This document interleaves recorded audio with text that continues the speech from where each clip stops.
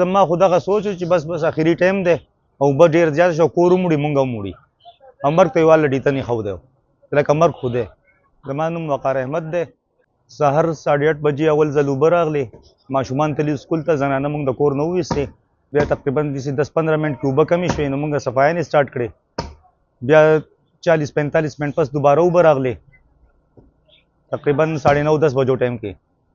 بیا چې هغه اوبه لږې کمې شوې نو بیا تقریبا 10:30-11 بجو ټایم کې په درېیمه پیره اوبه راغلې په درېیمه پیره چې اوبه راغلې نو هغه آوټ اف کنټرول وې مونږ 2 کسانو کور کې زه هم او تره مې و بیا چې زه به راوچت ته وختم او تره مې لاندې روډ باندې نو فرنټ دیوال چې کوم دی او کم ګاډي د کورونو را په مخ کړي وو هغه ګاډو مات کړو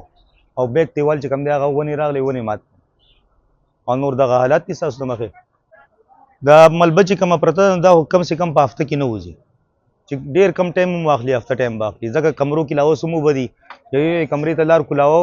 دروازې کولاوه اوبه ترې راوباسو په دې ټایم کې خو دغه سچویشن دی چې نه اوبه شته نه بجلي شته نه ګیس شته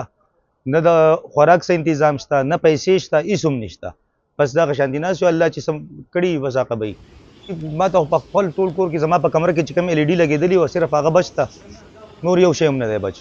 مخکې بس دغه به کوو چې لکه تر اوسه پورې د سهار سیلاب راغلی د دې ټایمه پورې نه زموږ ناظم راښکاره شوی دی نه MPA څوک راغلی نه تحصیل ناظم راغلی یو سړی نه دی راښکاره شوی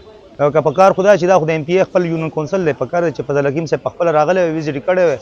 لکه فی الحال خو ما ولیدل وختي چینی سایډ ته تلم نو WSSC لګیا د هغه هم